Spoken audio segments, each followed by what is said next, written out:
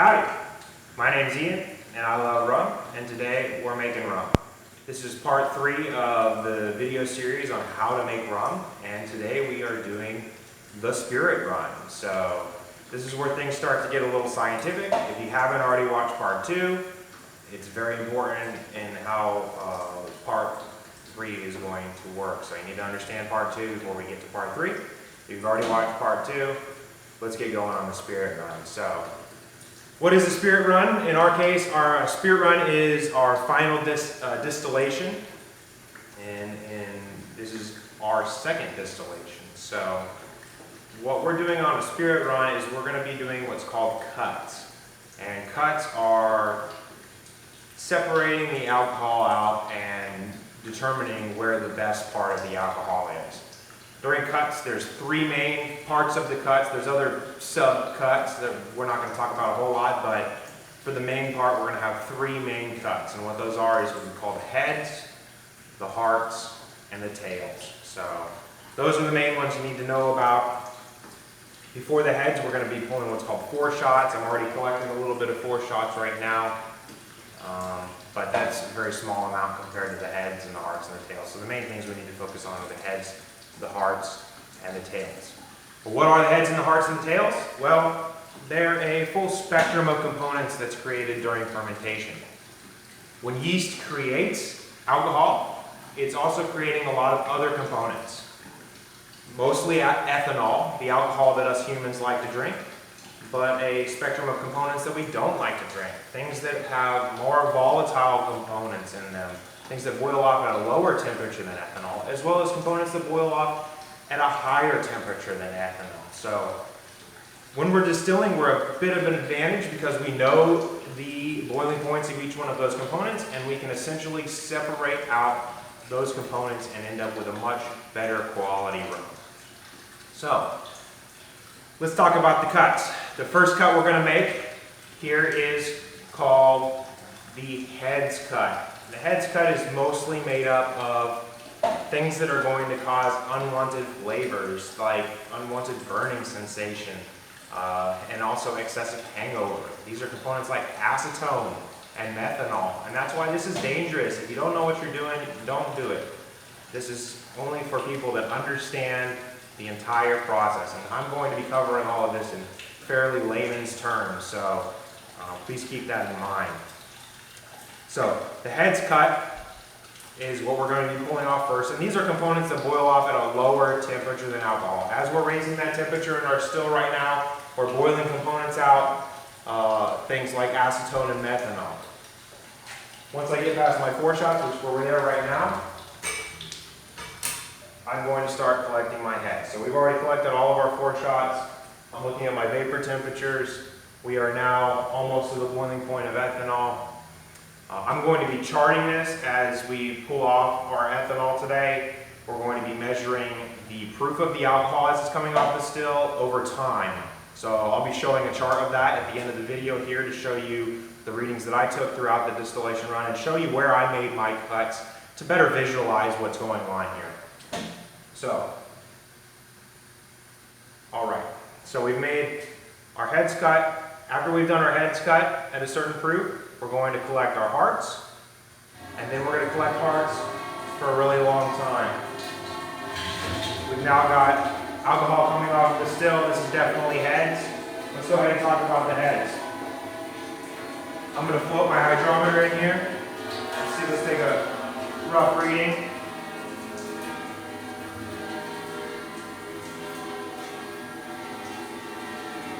We're pulling off at just about 170 proof. Now, if you taste what's coming off, if you taste what's coming off the heads right now, very, very hot. Not temperature-wise, but flavor-wise. This is unpleasant burning sensation. Not good. Not something that you want to drink. All right, I want to take a quick second to talk about what's different in the spirit run versus the stripping run. In the stripping run, we're running our rum wash hard and fast. We're pushing as much flavor as we can through the column of the still and collecting it all as a much less refined spirit. In our final distillation, or our spirit run, one of the main differences is the temperature that we're going to be running the still at. So for our spirit run, I pretty much pump as much heat as I can into our pot still over here. For the stripping run, or for the spirit run rather, I'm going to drop that temperature down significantly. We're still running it nice and hot, but not near as hot as we were running our spirit run. And what this is doing is it's allowing a softer boil. A softer boil is going to let the spirit boil off at a much slower pace. We're going to be collecting our alcohol at lower volume. And as we're collecting, less volume is coming off. It gives us more time to take attention to the cuts that we need to make here. So that's really your main difference in what you're doing as far as running the equipment here is we're using a much lower heat, a very soft, gentle boil for our low wines that are currently boiling.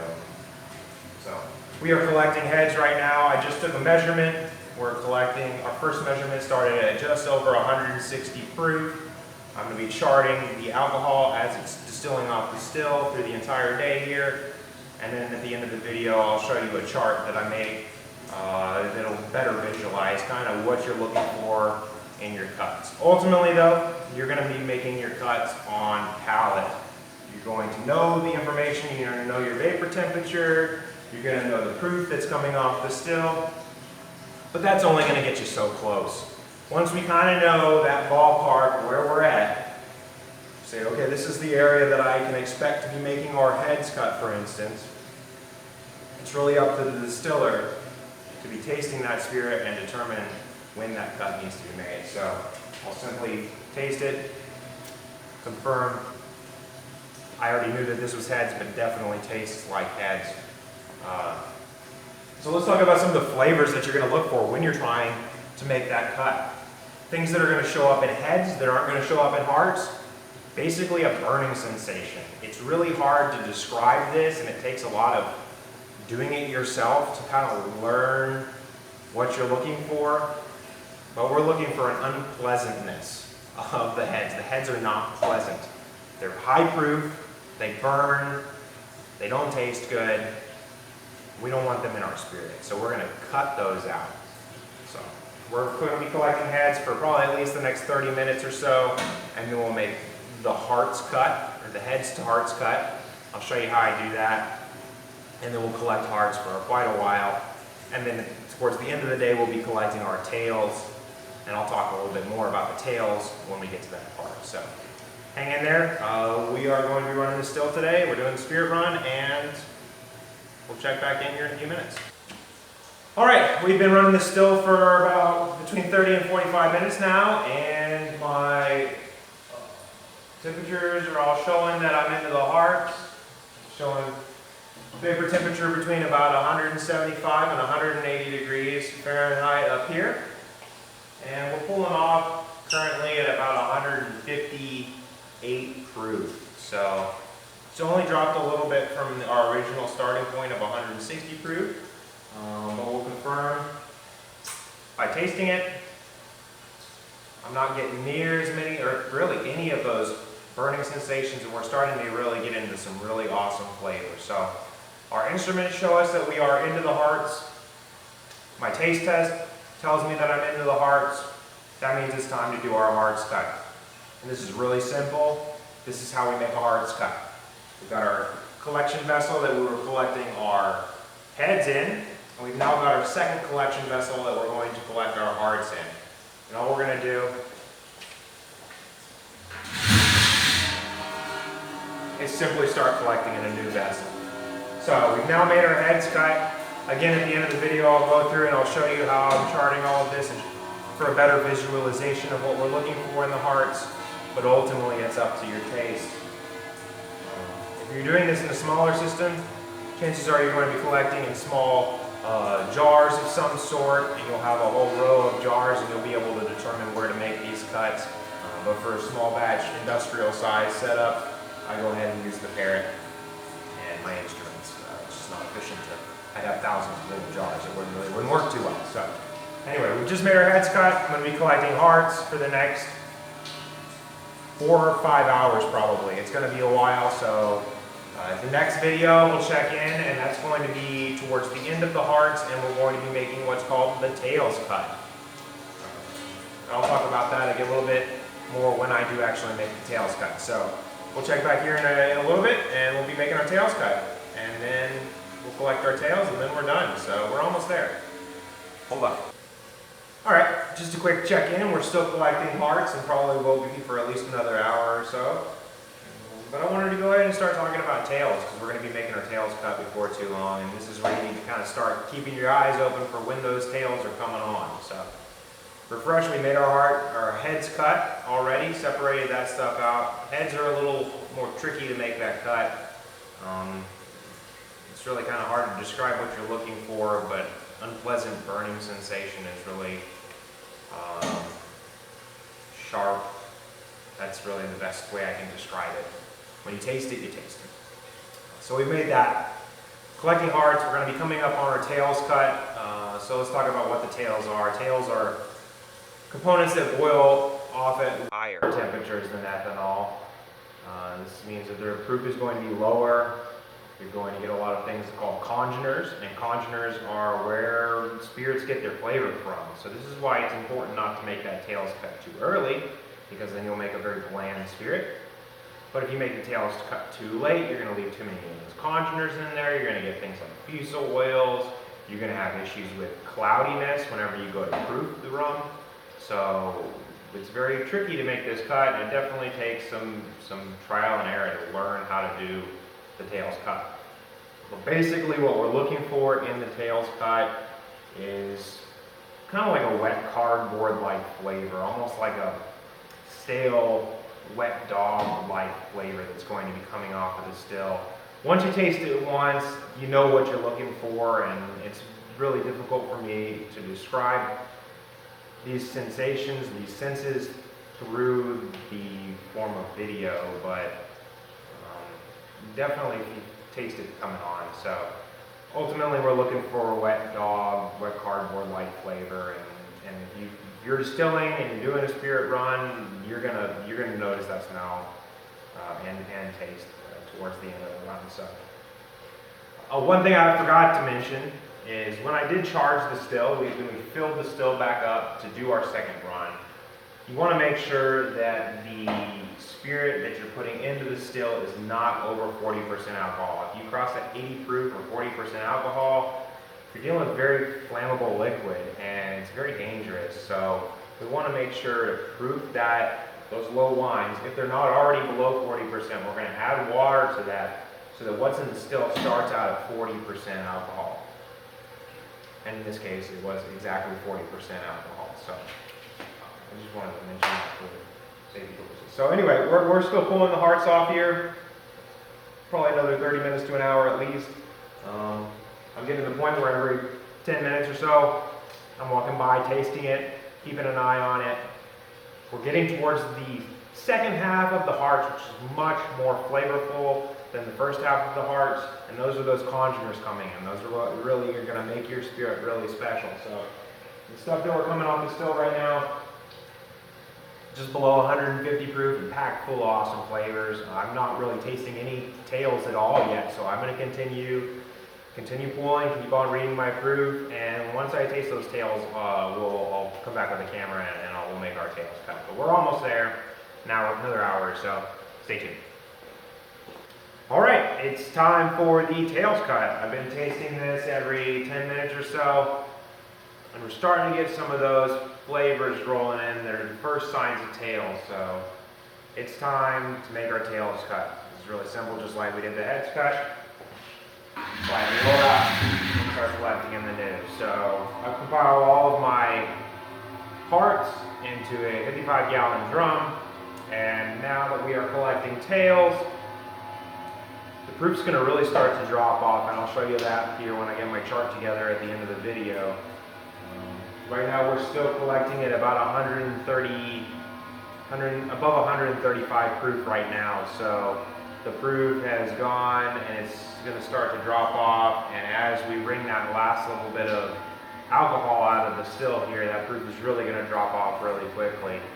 There comes to be a certain point in time where we're going to be putting more money worth of electricity into the still in order to get tails out.